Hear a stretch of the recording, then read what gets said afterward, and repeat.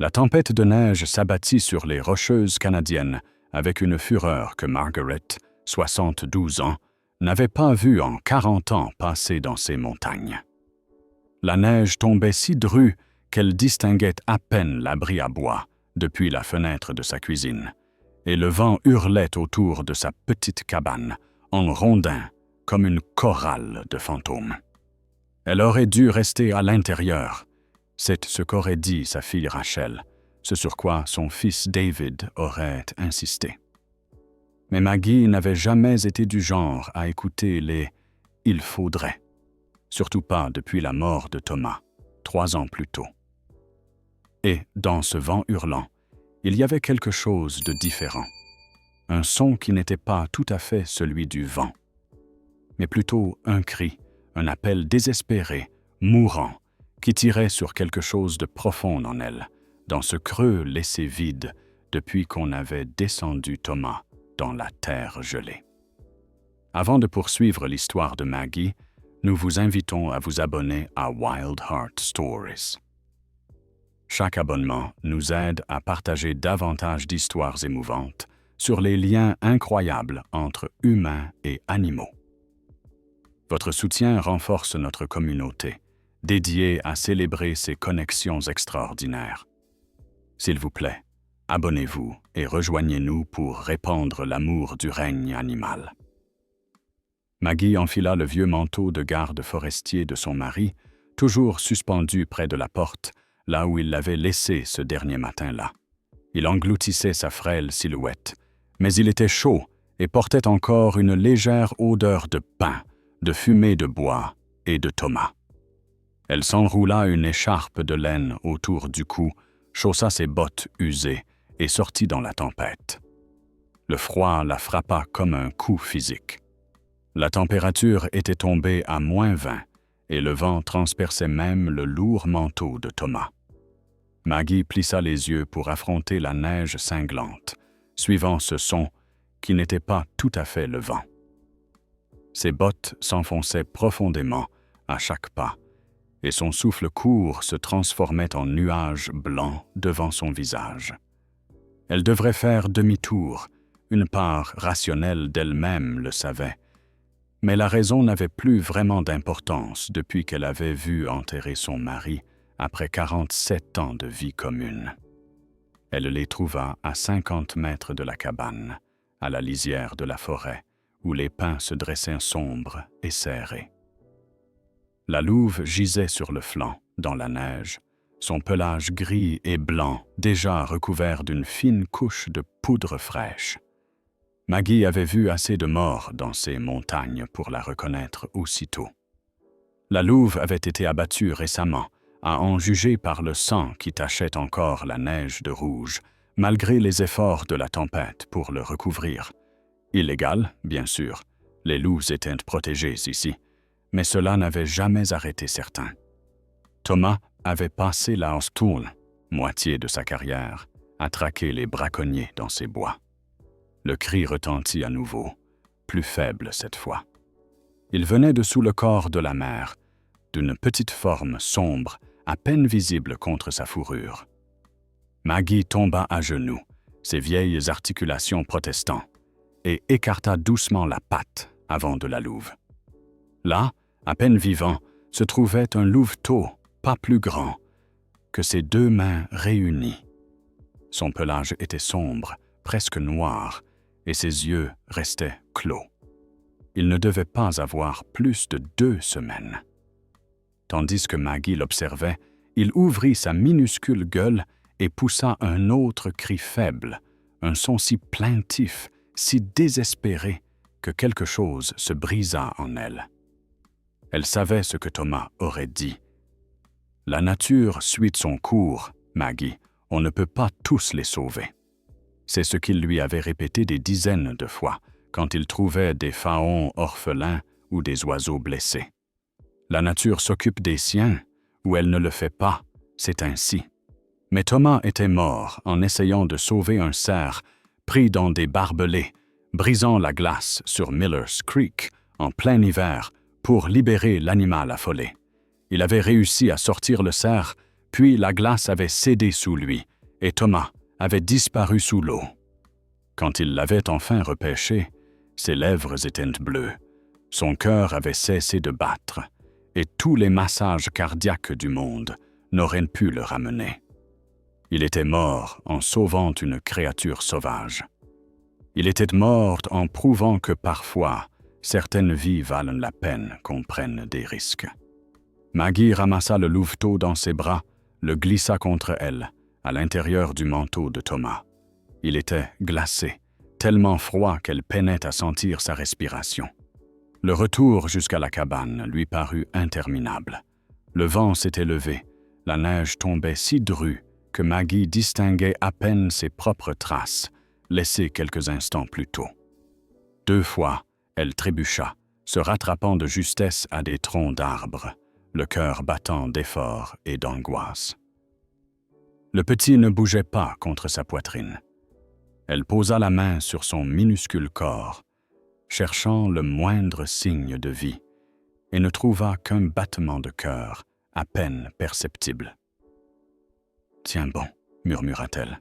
« Tiens bon. » À l'intérieur de la cabane, Maggie referma la porte d'un coup de pied pour bloquer le vent et se dirigea droit vers la cheminée. Elle ranima le feu jusqu'à ce qu'il rugisse, projetant des vagues de chaleur dans le petit salon. Puis elle fit un nid de couverture devant l'âtre et y déposa délicatement le louveteau, l'examinant avec des mains qui, des années durant, avaient soigné d'innombrables animaux blessés aux côtés de Thomas. Le petit était en hypothermie, gravement déshydraté. Ses gencives étaient pâles, son corps mou. Maggie attrapa des serviettes et se mit à le frictionner, doucement, essayant de stimuler la circulation, de le réchauffer lentement pour éviter que son organisme fragile ne soit choqué. Elle travailla ainsi 20 minutes avant qu'il ne pousse enfin un petit gémissement, ses minuscules pattes tressaillant. « C'est bien, » murmura Maggie. « Voilà, batte-toi. » Elle savait qu'il fallait lui donner à boire, mais il était bien trop jeune pour boire seul. À cet âge, les louveteaux avaient besoin du lait de leur mère, riche, gras, plein d'anticorps qu'ils ne recevraient jamais. Maggie n'avait pas de lait de louve, elle n'avait même pas de lait maternisé pour chiots. Ce qu'elle avait, c'était du lait de chèvre, qu'elle gardait pour son gruau du matin, et une pipette à médicaments que Thomas avait utilisée pour nourrir des écureuils orphelins. Elle fit chauffer le lait avec précaution, le testant sur son poignet, comme elle l'avait fait autrefois pour les biberons de Rachel et David, il y a des décennies. Puis elle s'assit par terre, à côté du louveteau, souleva doucement sa petite tête et pressa délicatement une goutte de lait sur sa langue. Il n'avala pas tout de suite, le lait resta simplement posé dans sa bouche. Le cœur de Maggie se serra, mais sa langue bougea à peine, et il avala. Elle lui donna une autre goutte, puis une autre, et il avala à chaque fois. Il fallut 45 minutes pour lui faire boire 2 cuillères à soupe de lait, mais à la fin, ses yeux bougeaient sous ses paupières closes et sa respiration était devenue plus forte. Maggie s'adossa au foyer de pierre, épuisée. Dehors, la tempête faisait toujours rage. Dedans, le feu crépitait et pétillait, et, blotti dans un nid de couverture qui sentait encore son mari défunt, un louveteau qui n'aurait jamais dû survivre continuait de respirer. Elle l'appela Echo, à cause de la façon dont son cri avait résonné dans la tempête et l'avait poussé à sortir dans le froid, à cause de la manière dont sa présence semblait faire écho au dernier geste de Thomas, qui avait tenté de sauver une créature sauvage, parce qu'il était désormais seul au monde, tout comme elle, et qu'ils pourraient peut-être être, l'un pour l'autre, l'écho de leur famille disparue. Cette première nuit fut la plus longue de la vie de Maggie. Elle nourrit Echo toutes les 2 heures, réchauffant le lait et l'encourageant patiemment à avaler, goutte après goutte. Entre les tétées, elle le gardait bien au chaud, surveillait sa respiration et lui parlait d'une voix basse et régulière, car elle avait lu quelque part que les voix humaines aidaient les animaux orphelins à se sentir moins seuls. Elle lui parla de Thomas, de son amour pour ces montagnes et pour chaque créature qui y vivait. Elle lui parla de ses enfants, qui menaient désormais leur vie en ville et l'appelaient chaque dimanche, comme une horloge, pour la supplier d'emménager en maison de retraite. Elle lui raconta les 47 années passées dans cette cabane, avec l'homme qu'elle aimait, et les 3 années vécues ici seule, incapable de partir, car partir aurait signifié accepter que Thomas était vraiment parti. Echo survécut à la nuit. Lorsque l'aube se leva, grise et froide mais enfin débarrassée de la tempête, il ouvrit les yeux pour la première fois. Ils étaient bleus, ce bleu pâle et laiteux de tous les canidés nouveau-nés, et ils se posèrent sur le visage de Maggie avec une intensité qui lui coupa le souffle. « Bonjour, petit, » murmura-t-elle. « Bienvenue dans ce monde. » La deuxième nuit fut plus difficile. Echo pleura sans arrêt, un gémissement aigu qui transperçait le cœur de Maggie. Il appelait sa mère, elle le savait. Il appelait la chaleur, la sécurité, le lait qui aurait eu le goût de la vie. Elle le serra contre sa poitrine, sentant son minuscule corps trembler, et lui chanta des berceuses qu'elle n'avait plus chantées depuis que ses enfants étaient bébés. Elle chanta « You are my sunshine » et « Hush little baby », ainsi que de vieilles chansons populaires que sa propre mère lui avait apprises. Sa voix était éraillée et fausse, mais Echo se calma, sa petite tête blottie contre son cou. Au 3e jour, Echo buvait le lait plus facilement, mais il n'était pas encore tiré d'affaire. Maggie appela la seule personne à qui elle pouvait confier la vérité. Le docteur James Chen était vétérinaire dans la région depuis 30 ans, avait travaillé aux côtés de Thomas lors d'innombrables sauvetages d'animaux sauvages et faisait partie des hommes qui avaient aidé à sortir Thomas du ruisseau gelé. « Qu'est-ce que tu as fait, Maggie ?» La voix de James claqua dans le combiné. Maggie expliqua. Un long silence suivit. « Maggie, c'est illégal. Les loups sont protégés. » « Oui, mais justement, protégés de toute intervention. Tu ne peux pas simplement garder un louveteau. Il faut prévenir la faune et la flore immédiatement. Il serait mort, James. Peut-être, probablement.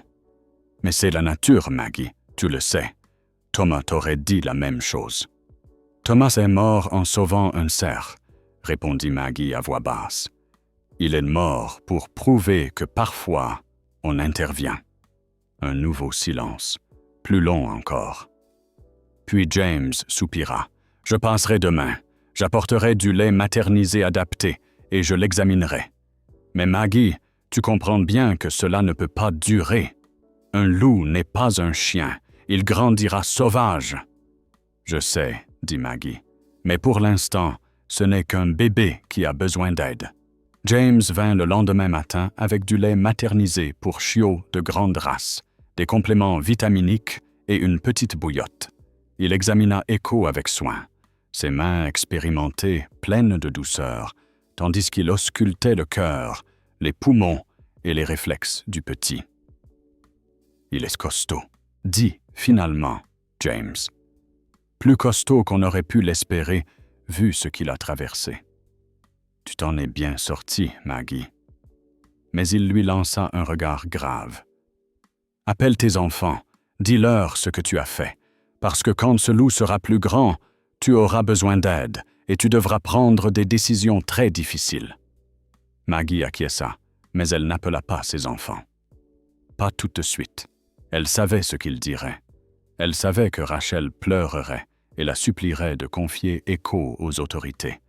Elle savait que David serait en colère, qu'il lui dirait qu'elle était imprudente et irréfléchie, et qu'elle était trop âgée pour s'occuper d'un animal sauvage. Ils ne comprenaient pas. Ils ne pouvaient pas comprendre.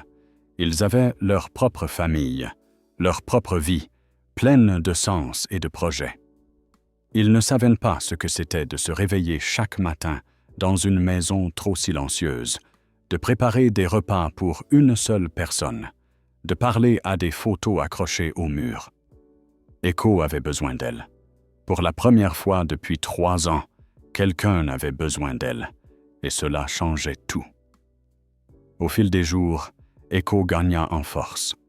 Ses yeux s'ouvrirent complètement, révélant un bleu pâle qui finirait par virer à l'ambre. Il commença à se déplacer davantage, ses petites pattes chancelantes, mais décidées. Il se mit à jouer, bondissant sur les chaussons de Maggie et mordillant le coin d'une couverture avec ses petites dents de lait. Il suivait Maggie partout, pleurant dès qu'elle quittait la pièce, ne serait-ce qu'un instant. La nuit, il dormait blotti contre elle dans le lit, son petit corps diffusant une chaleur douce, sa respiration profonde et régulière. Maggie savait que cela ne durerait pas.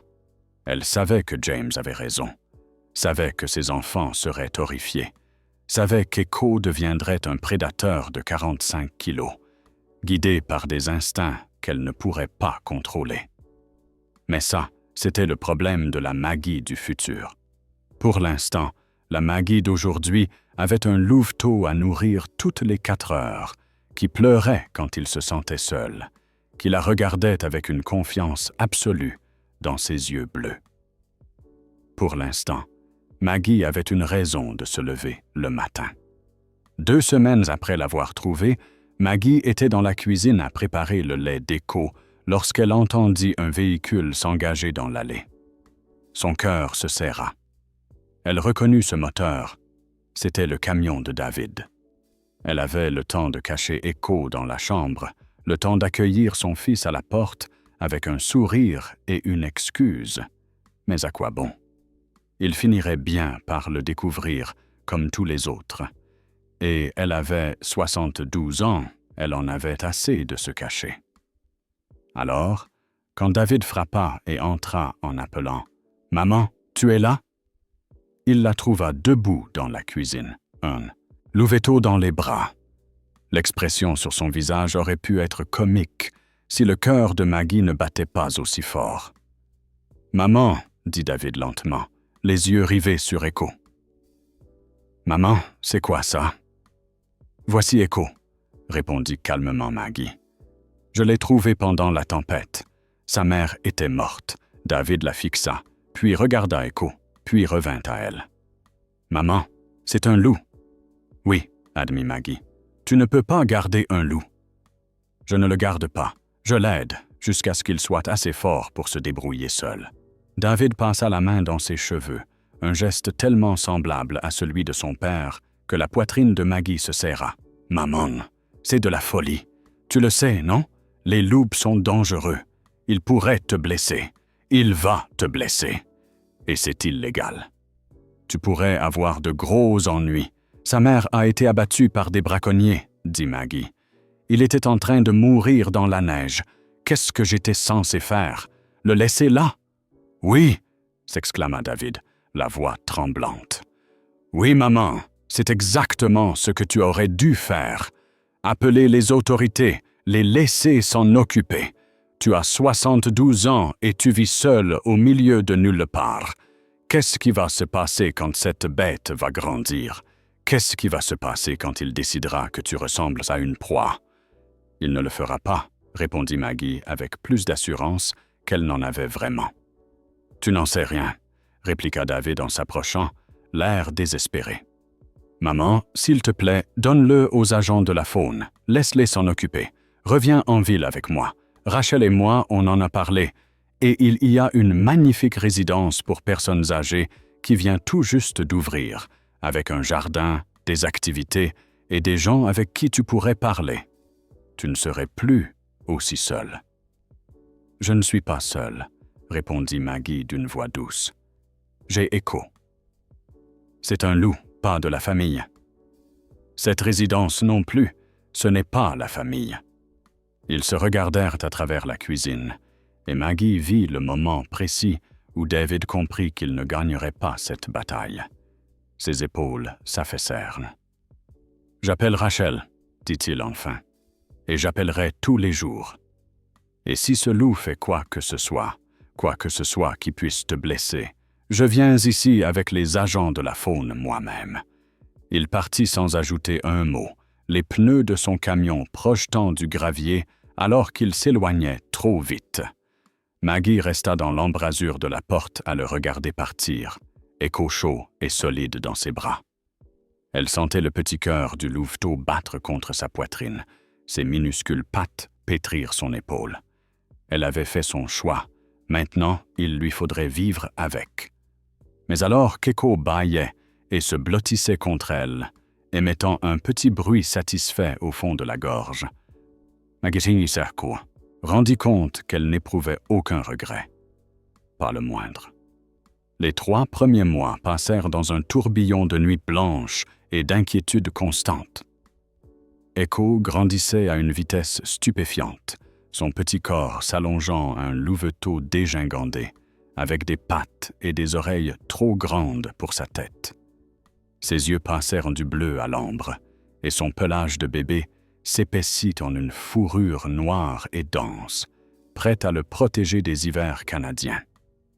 Il était magnifique, sauvage et complètement épuisant. Maggie comprit rapidement qu'élever un loup n'avait rien à voir avec élever un chien. Echo ne se contentait pas de mâchouiller ses chaussures. Il les détruisait, tout comme 2 chaises, 3 tapis et un coin du canapé. Il creusait dans le jardin des trous assez grands pour y enterrer une petite voiture. Il hurlait à 3 heures du matin, un son qui portait sur des kilomètres et valait à Maggie des appels inquiets de ses voisins les plus proches, les Johnson, qui vivaient à 3 kilomètres sur la route de la montagne. « Tout va bien, Maggie ?» demanda Helen Johnson lors de son 3e appel de la semaine. « On entend des bruits étranges, comme un loup ou quelque chose comme ça. »« Juste le vent, » mentit Maggie en regardant Echo éventrer un coussin. Ces vieilles cabanes font des bruits bizarres. Mais le plus difficile, c'était de le nourrir. Echo avait besoin de viande, de vraie viande, pas du lait maternisé que James avait fourni. À 8 semaines, il refusa le biberon et se mit à pleurer pour quelque chose de plus consistant. Maggie alla en ville acheter du bœuf haché et du poulet, lui donnant de la viande crue qu'il engloutissait avec une avidité à la fois fascinante et un peu inquiétante. Elle regardait ses petites dents déchiqueter la nourriture, voyait ses yeux devenir plus concentrés, plus intenses, et comprit, non sans un frisson, qu'elle n'était pas en train d'élever un animal de compagnie. Elle élevait un prédateur. À 12 semaines, Echo avait déjà la taille d'un chien moyen, avec des pattes trop longues pour son corps et une énergie débordante qui laissait Maggie épuisée. Il voulait jouer sans arrêt, lui rapportant des bâtons, des pommes de pin et une fois, à son grand effroi, une souris morte qu'il avait attrapée derrière l'abri de bois. Il était si fier de sa prise, la queue battant furieusement, les yeux brillants de satisfaction. Maggie dut s'asseoir sur les marches du perron et prendre plusieurs grandes inspirations avant de réussir à esquisser un faible sourire et à lui dire « bon garçon ». Mais il y avait aussi des moments magnifiques, des instants qui faisaient oublier les meubles détruits et les nuits sans sommeil. Comme la façon dont Echo venait se blottir à côté de sa chaise le soir, la tête posée sur son pied pendant qu'elle lisait à la lumière de la lampe, ou la manière dont il avait appris à reconnaître son nom, dressant les oreilles et remuant la queue chaque fois qu'elle l'appelait. La façon dont il la saluait chaque matin, avec un enthousiasme tel qu'on aurait dit qu'elle avait disparu pendant des années, alors qu'elle avait simplement dormi dans la pièce d'à côté.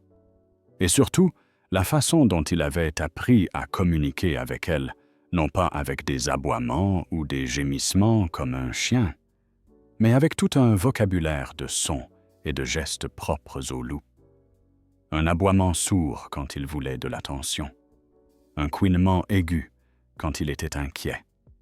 La manière dont il pressait son front contre sa jambe quand il avait besoin de réconfort. Ou encore quand il lui apportait sa gamelle vide, la déposant à ses pieds avec un regard si plein d'attente qu'elle ne pouvait s'empêcher de rire. James passait toutes les 2 semaines pour prendre des nouvelles d'Echo et sermonner Maggie sur l'inévitable. « Il ne peut pas rester, Maggie. Tu sais qu'il ne peut pas rester. Il grandit. Bientôt il sera trop fort pour que tu puisses le contrôler. » « Je n'essaie pas de le contrôler, » répondait Maggie. « Je lui offre juste un endroit sûr pour grandir. » Mais James n'était pas le seul à s'inquiéter. 3 mois après la première visite de David, Rachel fit le long trajet depuis Vancouver, débarquant à l'improviste un samedi matin, les bras chargés de courses et l'air résolu. Une expression que Maggie reconnut aussitôt. C'était la même que Rachel arborait adolescente, quand elle avait décidé d'apprendre à conduire, ou encore lorsqu'elle avait annoncé qu'elle partait à l'autre bout du pays pour l'université. Rachel avait la ténacité de son père, même si elle ne l'aurait jamais admis. « Maman, » dit Rachel en posant les sacs sur le comptoir de la cuisine avec plus de force que nécessaire. « Il faut qu'on parle. » Echo, qui somnolait près de la cheminée, releva la tête et observa Rachel de ses yeux ambrés, vifs et attentifs. Il avait presque 4 mois maintenant, aussi grand qu'un gros chien, et sa présence emplissait la petite cabane d'une façon impossible à ignorer. Rachel le fixa, stupéfaite. « Oh mon Dieu! David disait qu'il était grand, mais je croyais qu'il exagérait. Maman, ce n'est pas un chiot, c'est un loup. » « Il s'appelle Echo, » dit Maggie d'un ton calme en reposant sa tasse de café.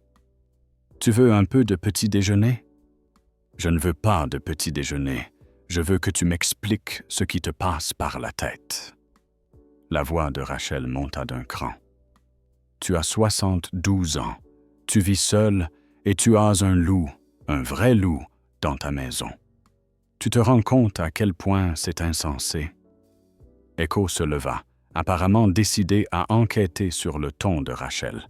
Il s'approcha d'elle à pas feutrés, reniflant prudemment son jean. « Maman !» Rachel se plaqua contre le comptoir, les yeux écarquillés. « Maman, fais-le arrêter. Il te dit juste bonjour, » répondit Maggie. « Tends la main, laisse-le te sentir. Je ne vais pas tendre la main à un loup. » Alors il restera curieux, tout simplement. Rachel resta figée un long moment, puis, lentement, à contre-cœur, elle tendit la main. Echo la renifla attentivement, puis lui donna un coup de langue avant de remuer la queue. Satisfait de son inspection, il retourna se coucher près de la cheminée, avec un profond soupir. « Tu vois, » dit Maggie, « il n'y a aucun danger. » Rachel semblait vouloir protester, mais quelque chose dans son expression se radoucit. Elle observa Echo un instant, puis se tourna vers sa mère. « Tu l'aimes vraiment, n'est-ce pas? » « Oui, » répondit simplement Maggie. « Pourquoi? » La voix de Rachel était plus douce, presque suppliante. « Pourquoi tu fais ça? Pourquoi tu restes dans cette cabane avec un animal sauvage, alors que tu pourrais venir en ville, être près de nous, être en sécurité? » Maggie servit une tasse de café à sa fille et l'invita à s'asseoir à la table de la cuisine. Elles s'installèrent ensemble dans la lumière du matin, et Maggie chercha les mots pour expliquer quelque chose qu'elle comprenait à peine elle-même. « Quand ton père est mort, » commença-t-elle lentement, « j'ai perdu mon but. On avait construit cette vie ensemble, tout un monde ici, dans les montagnes, et puis il est parti. Le monde était toujours là, mais il me semblait vide, comme si je ne faisais que répéter les mêmes gestes, en attendant quelque chose que je n'arrivais pas à nommer. » Elle s'interrompit, jetant un coup d'œil à Echo, qui faisait maintenant sa toilette en léchant une de ses grandes pattes. Et puis j'ai trouvé Echo, et soudain, j'avais une raison de me lever le matin. Quelqu'un qui avait besoin de moi, quelqu'un qui comptait sur moi. Maman, les yeux de Rachel étaient humides. On a besoin de toi, David et moi. On a besoin de toi. Vous avez besoin que je sois en sécurité, corrigea doucement Maggie. Vous avez besoin de savoir que je suis là où vous pouvez venir me voir, vérifier que tout va bien. Et je t'aime pour ça, ma chérie. Mais tu n'as pas besoin de moi comme Echo a besoin de moi. Vous avez vos vies. Echo, lui, n'a que moi. Elles restèrent un moment silencieuses, buvant leur café et regardant Echo somnoler près du feu. Finalement, Rachel tendit la main par-dessus la table et serra celle de sa mère. « Promets-moi que tu feras attention, dit-elle. Promets-moi que tu m'appelleras si jamais il se passe quelque chose. »« Je te le promets, » répondit Maggie. Rachel resta pour le déjeuner et, au moment de partir, Echo l'avait complètement conquise. Il lui apporta un bâton et le déposa à ses pieds, la queue battant l'air avec espoir. Quand elle le lança, un peu hésitante, il s'élança après avec un tel bonheur que Rachel éclata de rire. Un vrai rire. « Et elle lance le sumbosumos » bâton à nouveau. Avant de partir, elle serra Maggie fort dans ses bras et lui souffla à l'oreille. « Il a de la chance de t'avoir. » Mais au fil des mois, alors qu'Echo continuait de grandir, Maggie commença à se demander si « chance » était vraiment le mot juste. À 6 mois, Echo avait déjà la taille d'un berger allemand, avec des épaules puissantes et des pattes faites pour courir. Sa mâchoire était assez forte pour briser des os, et ses dents n'avaient plus rien de celles d'un chiot. C'étaient les crocs acérés d'un prédateur. Il restait doux avec Maggie, toujours affectueux et joueur, mais elle voyait désormais le loup en lui. La façon dont il se figeait complètement en entendant un chevreuil dans la forêt, la manière dont ses yeux suivaient les oiseaux dans le ciel, ou encore ses allées et venues nerveuses dans la cabane, parfois agitées, comme si quelque chose dans son sang l'appelait à courir. L'incident avec le chat des Johnson eut lieu au début de l'automne. Maggie avait laissé Echo dans la cour clôturée, pensant qu'il y serait en sécurité, mais il avait creusé sous la clôture en quelques minutes et s'était enfui dans les bois. Maggie le retrouva 1 heure plus tard, debout au-dessus du corps du chat tigré orange des Johnson, du sang sur le museau, la queue frétillante de fierté. Elle n'avait jamais été aussi en colère. Elle ramena Echo à la cabane, en le tirant par la peau du cou, criant « Non ! Vilain ! Comment t'as-tu pu ?» Tandis qu'Echo la regardait, perdu et blessé, ne comprenant pas pourquoi son instinct de chasseur causait tant de chagrin. Elle l'enferma dans la cabane, puis partit chez les Johnson pour avouer, s'excuser et proposer de payer un nouveau chat, même si rien ne remplacerait Marmalade, leur compagnon de 15 ans. Helen Johnson fut compréhensive, mais son mari Tom ne l'était pas. « Cet animal doit être abattu », déclara-t-il d'un ton sec. « C'est un danger. S'il a tué notre chat, qu'est-ce qui l'empêchera d'attaquer un enfant ?»« Il n'y a pas d'enfants ici », protesta Maggie, la voix faible.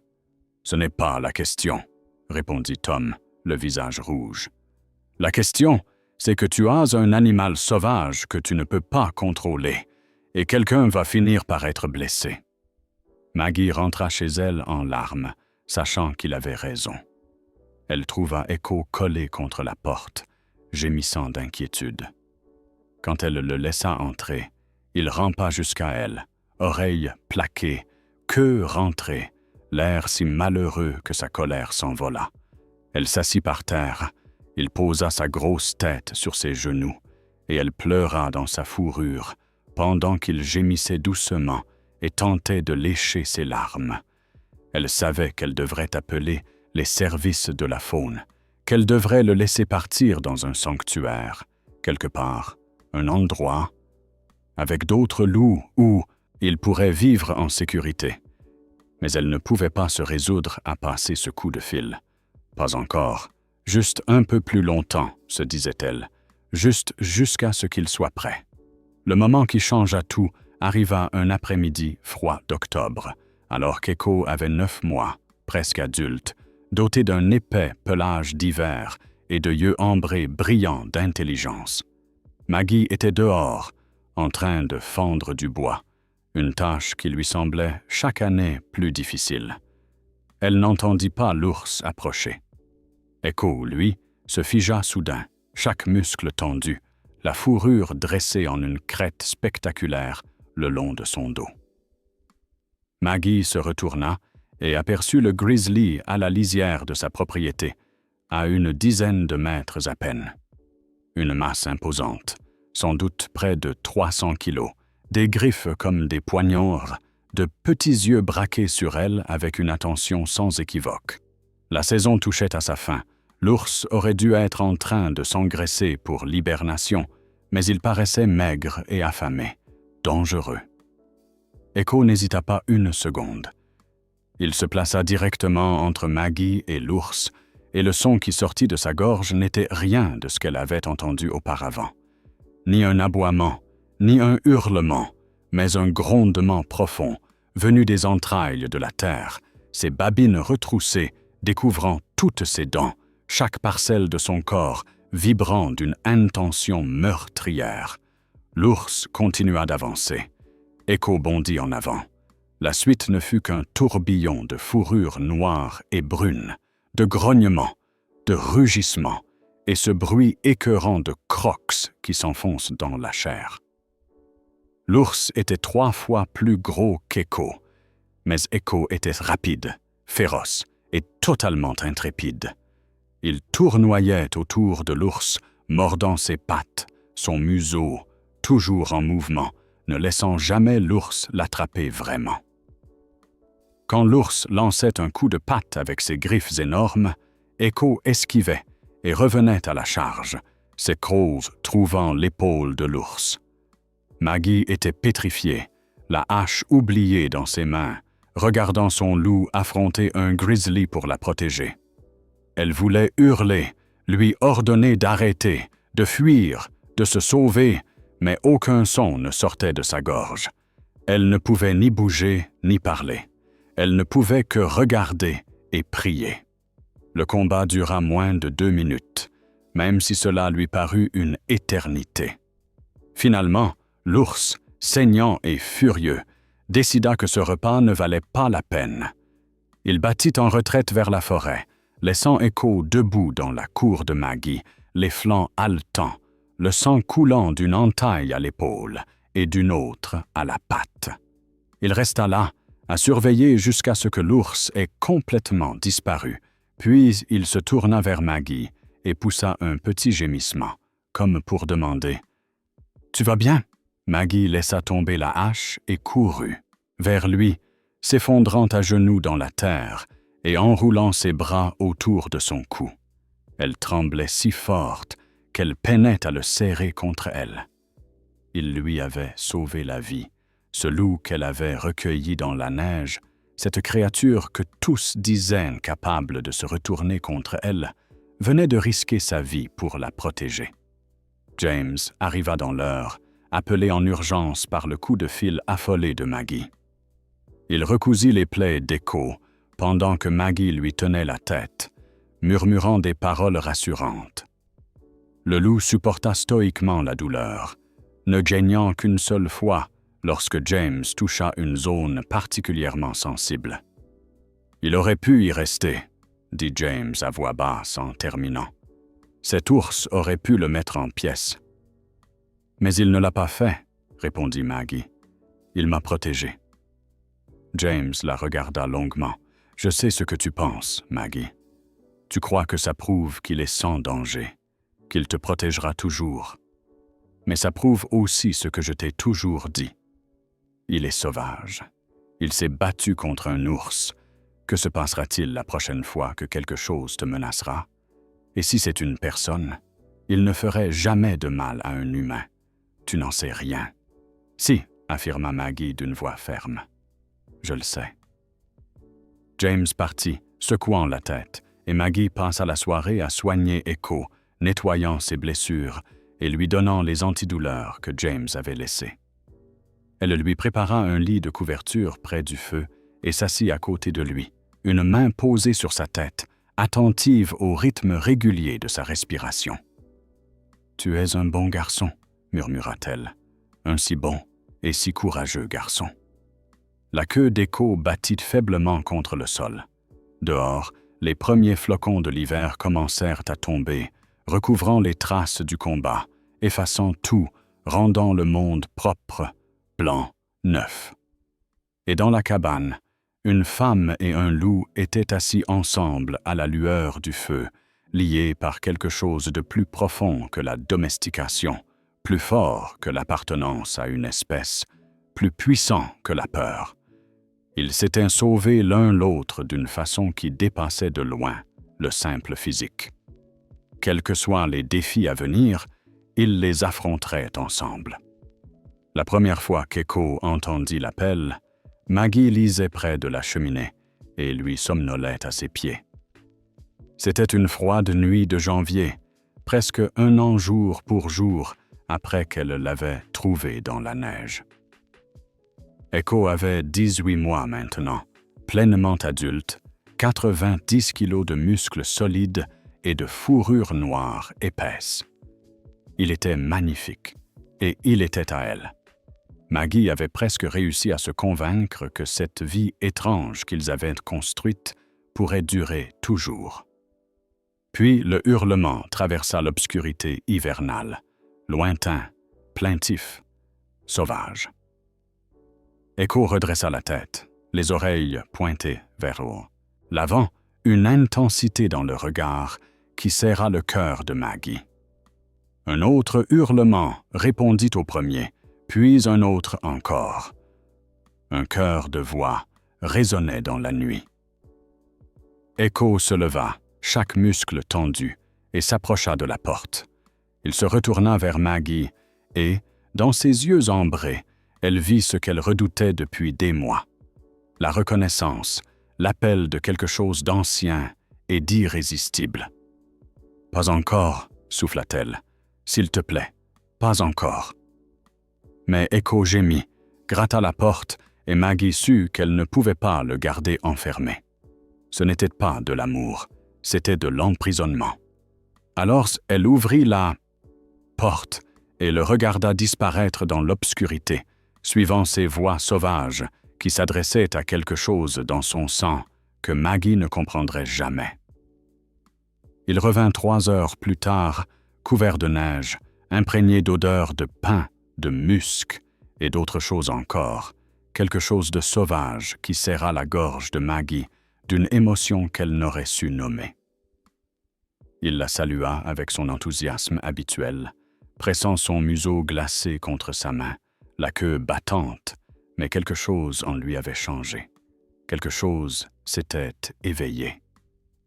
Au fil des semaines suivantes, cela se reproduisit encore et encore.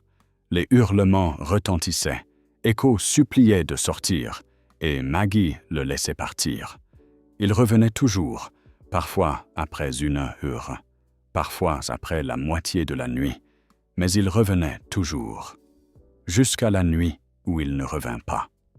Maggie se réveilla à l'aube et trouva son panier vide. Elle l'appela, debout sur le perron en chemise de nuit malgré le froid, sa voix résonnant à travers les arbres. Pas de réponse. Elle attendit toute la journée, s'occupant nerveusement à des tâches inutiles, nettoyant ce qui n'avait pas besoin de l'être, cuisinant des plats qu'elle ne mangea pas. La nuit tomba, Echo ne rentra pas. Le 2e jour fut pire. Maggie dormit à peine, sursautant au moindre bruit, persuadée de l'entendre à la porte.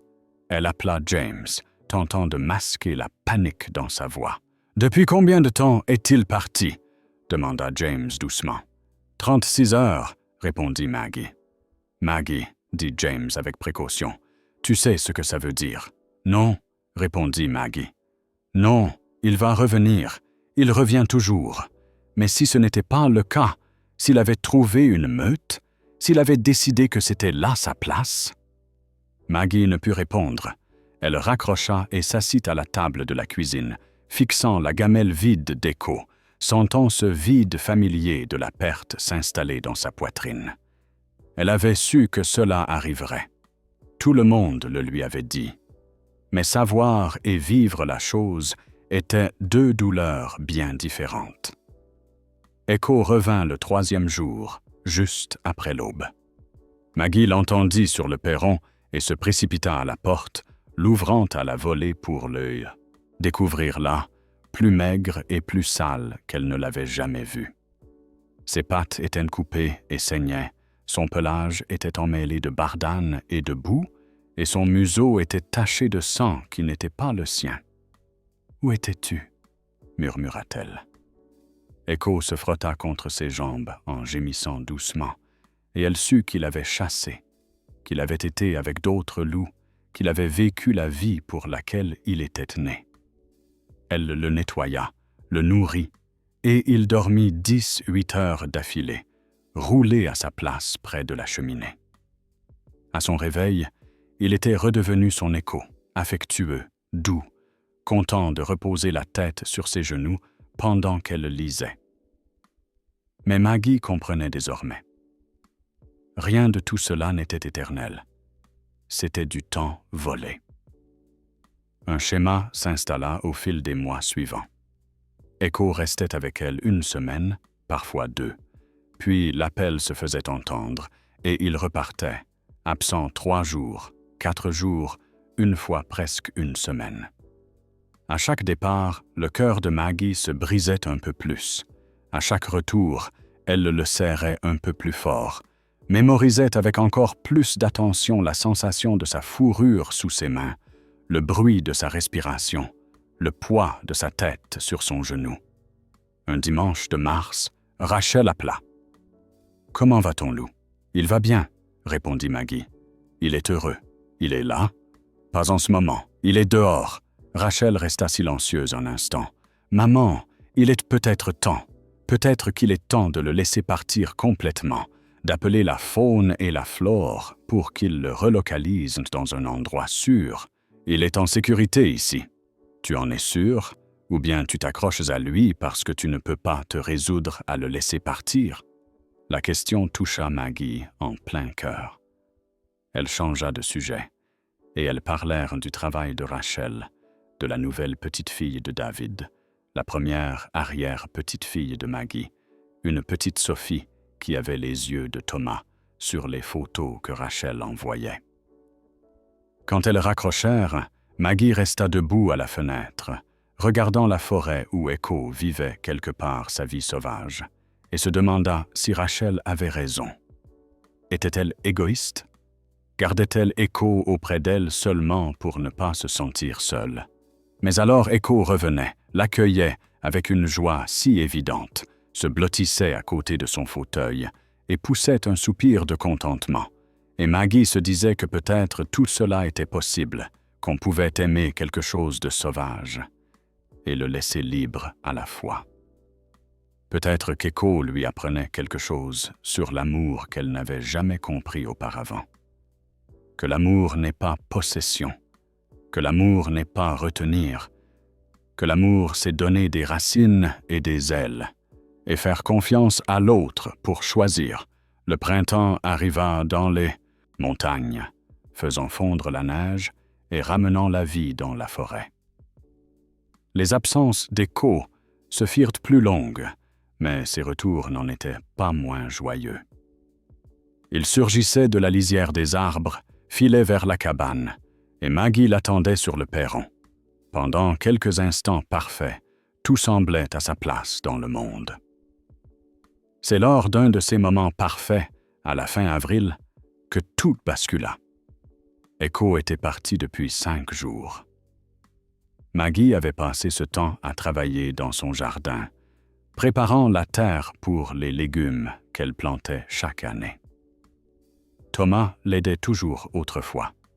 Maintenant, elle le faisait seule, ses gestes plus lents, son dos douloureux, mais déterminée à préserver ce petit lien avec la vie qu'ils avaient construite ensemble.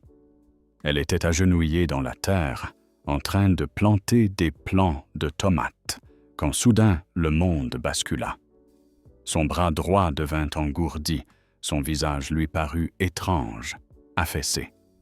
Elle essaya de se lever, mais ses jambes ne répondaient plus. Elle s'effondra dans la terre fraîchement retournée, confuse, effrayée, incapable d'appeler à l'aide. Pour demander de l'aide, un AVC, même dans sa confusion, une partie de l'esprit de Maggie comprit ce qui se passait. Elle essaya de se traîner vers la maison, mais son corps ne répondait pas. Son côté gauche fonctionnait encore, mais le droit était comme mort. Elle parvint à avancer peut-être d'1 mètre avant que l'épuisement ne la terrasse. Elle resta allongée dans son jardin, sentant la chaleur du soleil sur son dos, et pensa : « C'est donc ainsi que ça se termine. Pas dans mon sommeil comme je l'espérais, pas paisiblement, mais seule, dans la terre. » Elle dut perdre connaissance, car lorsqu'elle reprit ses esprits, le soleil avait bougé et quelque chose la poussait à l'épaule. Echo. Il était revenu. Il la bousculait du museau, gémissant d'inquiétude, essayant de la faire réagir. Elle tenta de parler, mais sa bouche refusait de former des mots. Elle essaya de bouger, mais son corps lui semblait étranger, inerte. Echo tournait autour d'elle, ses gémissements de plus en plus désespérés. Il lui lécha le visage, les mains tentant de la réveiller. Comme cela ne fonctionnait pas, il poussa un hurlement, un cri de pure détresse qui résonna à travers la montagne. Puis il s'enfuit. Maggie sombrait par moments dans l'inconscience. Elle percevait vaguement le temps qui passait, le soleil qui glissait dans le ciel, la soif, la confusion, une peur profonde jusque dans les os. Puis des voix humaines, des mains sur elle, douces mais pressées. La voix de James, choquée, inquiète. Echo avait dû aller le chercher, d'une façon ou d'une autre. Echo avait compris qu'il fallait de l'aide. Les jours suivants ne furent qu'un brouillard de chambres d'hôpital, d'examens, de médecins au visage grave. Elle avait subi un AVC important. Le côté droit de son corps était partiellement paralysé. Il lui faudrait une longue rééducation. Ses enfants arrivèrent. Rachel en larmes et David sombre. Ils eurent la conversation que Maggie redoutait. « Tu ne peux pas retourner à la cabane, maman, » dit David. « Tu as besoin de soins constants, de gens autour de toi pour t'aider. » Mais Maggie les surprit tous les deux. « Non, » répondit-elle clairement, « la rééducation orthophonique portant déjà ses fruits. Je rentre chez moi. »« Maman, » supplia Rachel, « tu arrives à peine à marcher. Tu ne peux pas t'occuper de toi, encore moins d'un loup. »« Echo m'a sauvé la vie, » dit Maggie. « Il est allé chercher de l'aide quand j'en avais besoin. Il est plus malin que vous ne le pensez. Et moi, je suis plus forte que vous ne l'imaginez. » Il fallut 3 semaines de rééducation intensive, mais Maggie prouva qu'elle avait raison. Elle réapprit à marcher avec une canne, à compenser la faiblesse de son bras droit, à se débrouiller seule. Les médecins étaient impressionnés, Rachel et David résignés. Et James, celui qu'il avait retrouvé après qu'Echo l'eût guidé jusqu'à la cabane, admit que peut-être cette étrange relation entre la femme et le loup avait vraiment quelque chose de spécial. Lorsque Maggie rentra enfin chez elle, à la mi-mai, Echo l'attendait sur le perron. Il était resté à la clinique de James, anxieux, tournant en rond, refusant de s'alimenter correctement. Mais dès que la voiture de Maggie s'arrêta devant la maison, il se leva d'un bond, la queue battant si fort que tout son corps en tremblait. Elle ouvrit la portière et il se précipita vers elle, se pressant contre ses jambes, mais avec une infinie délicatesse, comme s'il comprenait qu'elle était désormais fragile. Elle passa sa main valide dans sa fourrure et se mit à pleurer, tandis qu'il gémissait doucement et léchait ses larmes. Rachel, aidant sa mère à sortir de la voiture, dut reconnaître qu'il y avait là quelque chose de profond dans le lien qui les unissait. Echo ne repartit pas pendant 2 semaines. Il resta près d'elle, la suivant de pièce en pièce, dormant à côté de son lit la nuit.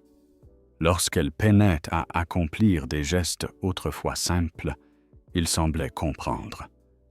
Il apprit à lui apporter sa canne lorsqu'elle en avait besoin, à la soutenir de son corps solide lorsque son équilibre vacillait. Il devint non seulement son compagnon, mais aussi son aide, son protecteur, sa raison de continuer à se battre au fil de cette difficile convalescence. Mais, un jour, l'appel de la forêt se fit de nouveau entendre. Echo fit les 100 pas devant la porte, partagée entre 2 mondes, et Maggie, comprenant enfin ce que l'amour véritable exigeait, ouvrit la porte et lui dit « Va, je serai là quand tu reviendras. » Il la regarda de ses yeux ambrés, pleins d'intelligence, et elle y lut sa gratitude, sa culpabilité, son amour. Puis il s'élança vers la forêt, et Maggie le regarda partir, sans plus ressentir la moindre peur. Elle savait désormais que l'amour n'était pas une question de possession, mais de confiance, de laisser à l'autre la liberté de partir et de croire qu'il choisirait de revenir. 3 jours plus tard, Echo revint. Mais il n'était pas seul. Maggie était assise sur le perron lorsqu'elle les vit sortir de la lisière des arbres. Echo en tête, et derrière lui, avançant prudemment, une magnifique louve grise et blanche. Elle était plus petite qu'Echo, avec des yeux vifs et une posture méfiante. Elle s'arrêta au bord de la clairière, refusant d'approcher davantage de la maison humaine. Echo, lui, bondit sur le perron, la queue frétillante, puis fit quelque chose qui coupa le souffle à Maggie. Il retourna vers la louve, toucha son museau du sien, puis revint vers Maggie, faisant des allers-retours comme s'il essayait de relier 2 mondes, de dire « Vous comptez toutes les 2 pour moi. Vous êtes toutes les 2 ma famille. » La louve ne monta jamais sur le perron, mais au fil des semaines suivantes, Maggie l'apercevait parfois à la lisière des arbres, lorsque Echo venait lui rendre visite. Et un matin, au début du mois de juin, Maggie se réveilla pour trouver Echo allongé sur le perron, et, à ses côtés, gardant leur distance mais indéniablement présents, 3 louveteaux.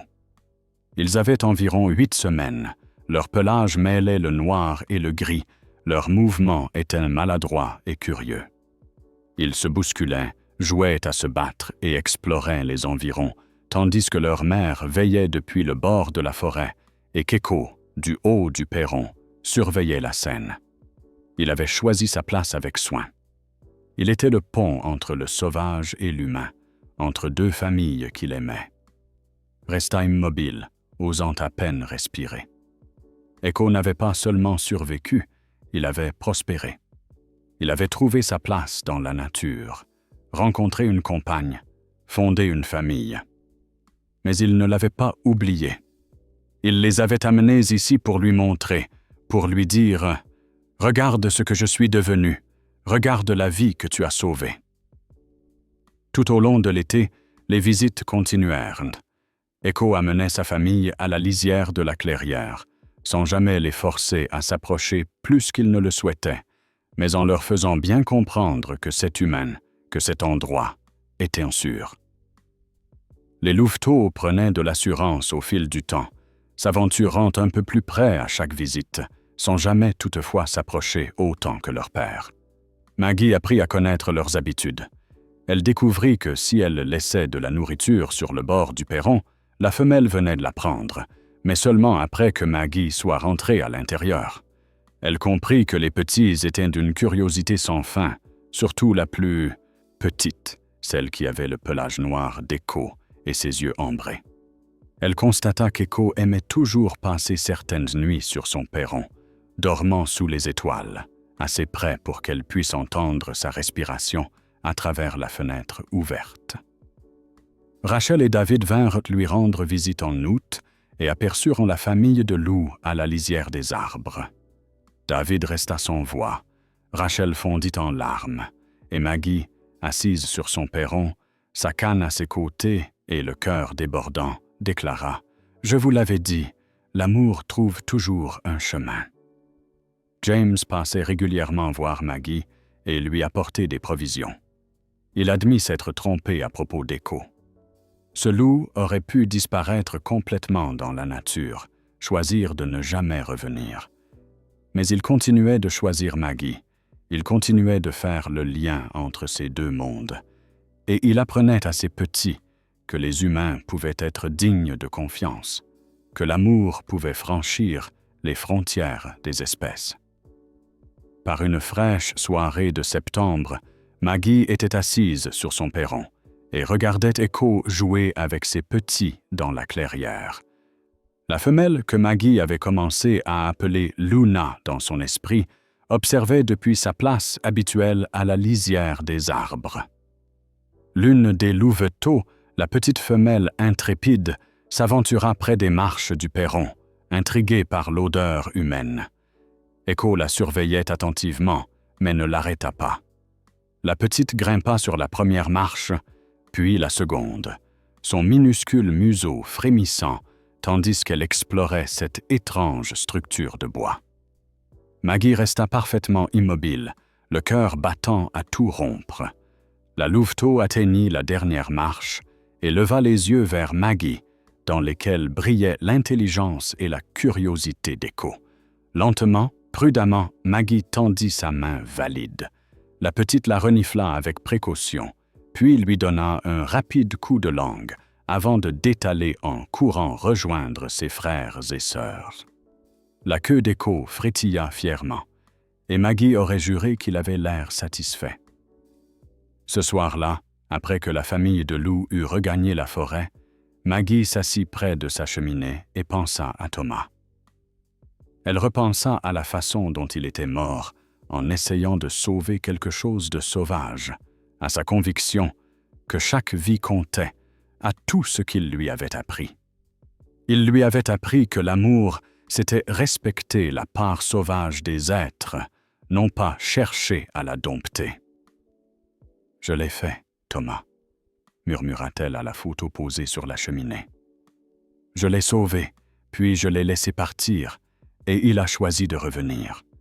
Je crois que tu serais fier. » Dehors, un hurlement résonna dans la montagne, suivi d'un autre, puis d'un autre encore. Toute une famille chantait à la lune. Au cœur de ce chœur sauvage, Maggie reconnut la voix d'Echo, forte, libre et pleine de joie. Elle avait élevé un loup. Elle avait aimé un être sauvage. Elle avait compris que le plus grand amour n'était pas de retenir, mais de laisser partir, d'offrir des racines et des ailes, et de croire en ce lien qui unit deux cœurs, même à travers les distances les plus folles. Lorsque Maggie se glissa dans son lit, le corps fatigué mais l'âme apaisée, elle entendit le poids familier d'Echo s'installer sur le perron, juste sous sa fenêtre. Il était là. Il était en sécurité. Il était sauvage, libre et aimé. Demain, il courait avec sa meute à travers les montagnes, vivant la vie qui était la sienne. Mais ce soir, il avait choisi d'être ici, veillant sur l'humaine qu'il avait sauvée lorsqu'il était sans défense et minuscule, sur la femme qui lui avait appris que l'amour n'était pas une cage, mais une porte toujours ouverte, une invitation sans fin, un foyer qui l'attendrait toujours, où qu'il aille, aussi loin qu'il s'aventure, aussi sauvage qu'il devienne.